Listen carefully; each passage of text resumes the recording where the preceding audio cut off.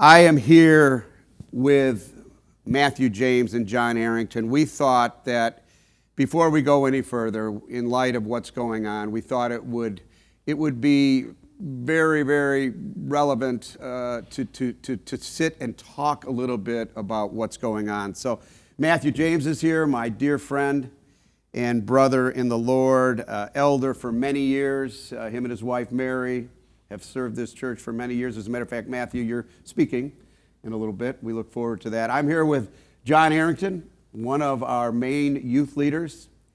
And you've been in this church for a long time. As a matter of fact, Matthew, how long have you been in the church, in Spirit of God? It's been 30 years. 30 years. Wow. And John, you've been here since you were a little kid. Yeah, off and on. I went to Calvary, so I've been, this church has been like family, definitely for a long time. So. Well, thanks for sitting here, and we're going to talk a little bit. But let me just say, and I'm not going to talk much, by the way. We need to listen. I need to listen. But I will say this, and you guys know this. Spirit of God Fellowship, we're a multicultural church.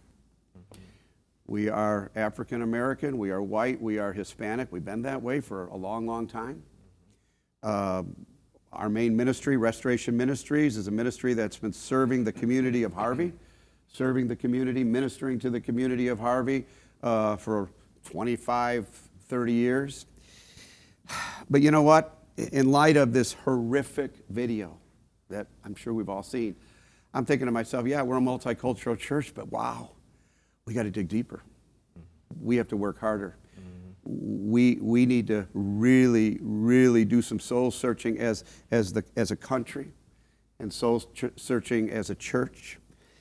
And you know, the other thought I had, it breaks the heart. Any racial injustice of any kind, it breaks the heart of God. And so I was thinking, we saw this video. It was hard to watch. We saw it. America saw it. What don't we see? That's what's scary to me. And I was thinking to myself, as a white male, I have no idea what my dear brothers and sisters, my dear African American brothers and sisters have experienced in their lives. And so I want to listen. I want to sit and listen. That's what we're going to do. So guys, how are we doing? How are you doing? What are you feeling? What are you thinking? Matthew, why don't we start with you? Sure. Well, it becomes, you look at this video, and for me, it becomes personal because it's like a family event that took place. It was someone from the family that was taken advantage of, that was murdered. And so just growing up African American in the U.S., you end up carrying around a history of what's happened in the past to your people. And even just with my parents. My dad was from Mississippi, born into a situation where he couldn't vote for various reasons. Mistreated in that environment, moved up south, and realized that there were still issues to fight, housing issues, work issues. My mom went to a Christian, I won't mention the name, a Christian college, but this Christian college was involved in segregated housing right on campus, so that my mom wasn't allowed to live with Caucasians on the campus. Even in my own life, my son, one of my sons, told me several stories of times where he was pulled over by the police for nothing. They eventually let him go, but they harassed him, threw stuff on him, and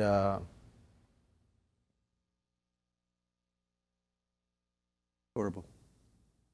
as I was thinking about this, and I was shedding tears, And it just dawned on me that the tears represented the history of what's happened to African Americans. Your tears. My tears. tears. That you were crying, yeah. Because it wasn't just about this incident. Yes. It was about a string of incidents, both on a personal level and on a national level. So sometimes people don't get to why the pain, why the frustration, why the anger. And a lot of it's just tied into our history. You know, you mentioned your son, one of your sons. You have two. Yep. Yeah. One of your sons pulled over. We were just talking about that before we started. You know, I get pulled over and I'm just thinking, you know, should I cry? What should I do to get out of the ticket? Right. I have no fear about anything. Right. An African American young man, probably most of the time, or a man, Yeah. I shouldn't even say that. An African American pulled over. They're thinking a whole different thing. Yeah. And you've experienced that. You do. Yeah. Your son has experienced that. Yep. John, how you doing? What's going on in your mind? I definitely want to echo everything that's been said. Just the history part of it. I think a lot of people get caught up on each case by case. Well, did he really have his knee on his neck because he was black or because he was a criminal? Or well, it's not really about that. This was the tip of the iceberg. I mean, like the icing on the cake, so to speak. Even with Ahmaud Arbery, you know, you got people saying, well, he was a criminal. Why did he lurch for the gun? If you only look at like the case by case, you know, picture, and you don't look at things kind of holistically from a different lens as well, then you're not going to understand the frustration. And even what you acknowledged in the beginning, you said, you know, I'm a white male. I could never understand what you guys have gone through. Bingo. It's like a lot of the frustration that people are feeling right now is when they're told how they should respond. When we're told this is how you should look at it, this is racism, this is not racism.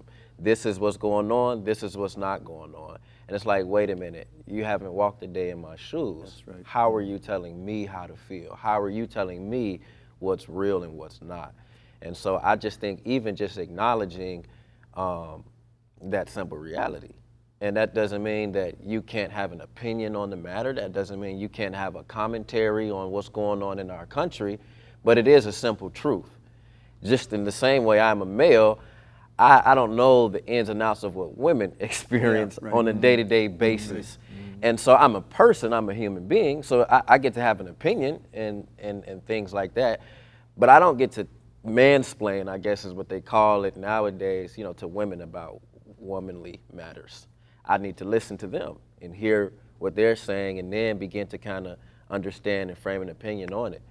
And so there's just a lot of history on it. I remember my grandmother told me how she had to sit outside the classroom and take notes when she was in college. They wouldn't even allow her in. The getting pulled over thing, hands up front, you know, yes sir, no sir. I've heard that. You know, you praying. And then just even with that, within the black community sometimes there's disagreement. It's like you got some people that's just like, man, enough is enough. Like we gonna have to start getting violent and getting crazy. And then they look at you funny when you're like, no, that's dumb. That's not gonna work either.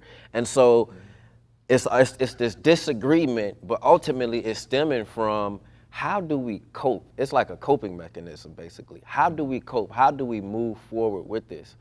And people are just, we're angry, you know, we're very angry. But as African Americans, or definitely as black people, Yes, but yes. black people are not the only ones that are angry. Yeah, right. But I just can't, I just love what you just said, you know, without being prompted or anything about, hey, I'm here to listen, I'm not sure, I haven't been in your shoes. I think that's the big idea behind everything. And even one of the elephants in the room is Black Lives Matter, all lives matter. You just stole my next question, and so let me at least ask it. Sure. You just stole it. We weren't scripting this. All right. I was just going to say, and then please answer, because I was going to say, I don't know if I should say this, but I was going to say it's what you're hearing now is, of course, there's a lot of Black Lives Matter, and then you will always hear somebody say, well, no, all lives matter, and we know where that's coming from a different, and probably some well-meaning people are saying. Sure, exactly. Yeah. So, John, please, I was going to say, what do you, help us with that. What do you think? Sure. So, and when I say Black Lives Matter, I'm just talking about like the raw kind of hashtag that it was born out of. I know I think it's an actual like group now, and it's morphed and evolved into something with moving parts. But I'm just talking about just the statement, just the original hashtag. This was back in maybe like 2014, maybe even before then. I don't remember. So there was a situation, and it was similar. It was like a police kind of brutality sort of thing against a black person. And somebody threw it out there, Black Lives Matter, hashtag. And the whole point of that was to say Black Lives Matter just as much as anyone else's lives matter. Yes. But we were feeling like that was not the case. So it was like Black Lives Matter. Gosh darn it. To the fact that all lives matter, it should be implied. And so it's not to say that Black Lives Matter more, it's that in this country we have seen Black lives have not mattered as much. And what we are saying by saying, hey, Black Lives Matter, we matter too. We matter just as much.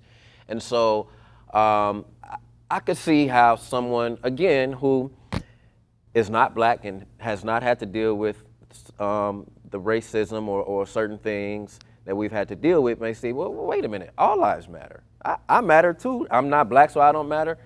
But again, it's not to say that your life does not matter. That's everyone's lives matter. It's just at this moment in time, in this specific country, Black lives really don't seem to matter as much. Yeah. And then, people bring up, well, Black lives can't matter because there's black on black crime. Well, yes, that I don't even want to say that that's true. Crime is always highest in proximity. And so I think that's one of those things that try to like shift with the focus. And again, that's a separate issue. And that's an issue that we deal with. And people who really are following, they know that there's protests, there's people standing up in the community for black on black crime. And I don't think it's fair to equate the two when you talk about Black Lives Matter and all lives matter. Yeah, and again, thank you for bringing it up. So Matthew, so that whole thing, Black Lives Matter. Sure. And then I'm going to say it this way. I hope I can say it this way. Well-meaning people. Now, some people are not well-meaning when they say, well, all lives matter. But some people innocently are saying all lives matter, right? Yeah. Sure. But so Matthew, that whole deal. What do you think when you see this dialogue back and forth? Yeah. I think from our perspective, from African Americans' perspective, many times we feel like we're playing catch up. I mean, in real areas, when it comes to housing laws, how they have been used really to redline areas. They've been used to keep areas either more white or more black or more Hispanic. When it comes to how banks divvy out loans, I mean, it's just been proven that loans don't go to middle class blacks like they go to middle class whites, even though they're making the same amount of money, same educational background.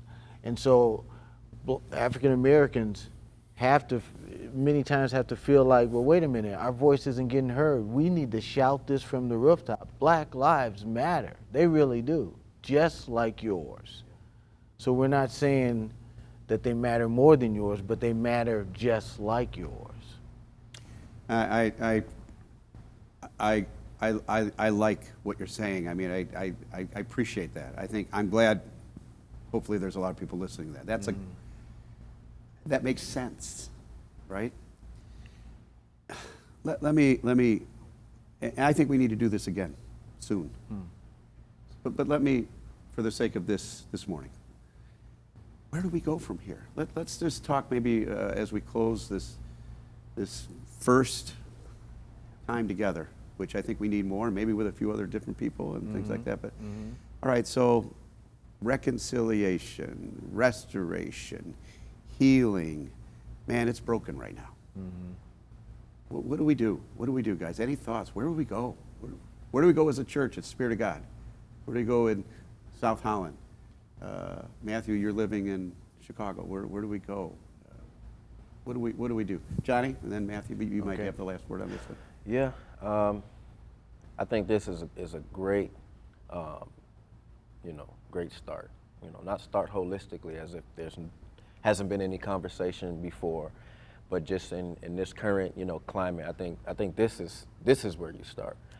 And You mean just talking it through, having an open mind, listening, hearing people in a respectful way. I think that's where you start. And you got to have those tough conversations. You got to have that respectful disagreement, even at times as well. And people have to be really willing to listen, not listen to rebuttal or to respond, but to actually listen. And especially us as believers, I think our duty is a little bit even more encompassing than what the world's response may be. Ultimately, we are all brothers and sisters in Christ. And I truly believe that, this is a very real issue, but I believe it's spiritual warfare. I believe that there's things going on, parts that are in play. We see, even in the protesting, we see police bashing their own vehicles. We see people infiltrating mobs and inciting violence and riots. And so I believe that something is at play here, and what we cannot do is be divided and get caught up in the race war. It needs to be addressed head on, but ultimately as believers, we're to listen to each other, we're to do for the least of them, just like Jesus commanded. And then we're supposed to look at this thing through a spiritual lens and be united and love on each other now more than ever. So, Amen. Matt?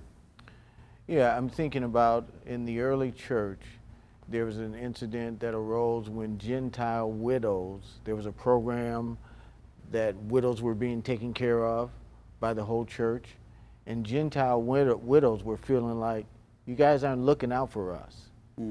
You're not paying attention to our needs. And so they selected a group of deacons to take care of that situation. They were all Gentile deacons that they chose to make sure that the Gentile widows were going to be taken care of. So it's similar to that. It's that we want to take care of everyone. We need to make sure that nobody's left out of this situation. And so I agree with John. This is a good restart or refreshing of what's been happening here throughout decades and decades. We need to listen to one another.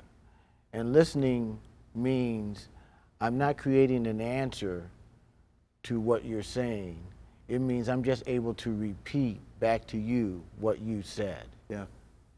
To prove that I'm just listening. That's all I want to do. I want to hear you. I really want to hear you. So I think that's powerful. When people are heard, it breaks down divisions. It breaks down walls. People are heard, it breaks down walls. Yeah. Let me. It's like when you go to a wake. Sometimes we fumble and we try to say too much, and we say, so let me just say this, because there's really nothing more I can say now. I am sorry. I'm sorry. Anybody listening, I truly am. I care. You guys know me. We've walked together. I'm sorry. It's horrible. But I'm listening. And we're going to continue to listen. And I guess what we've been saying with the coronavirus, and this is far deeper, because it's hundreds of years. We will get through this, but it's going to take work. And I'm listening, and we're going to do this again. Thank you, guys. Thank you. Thank you.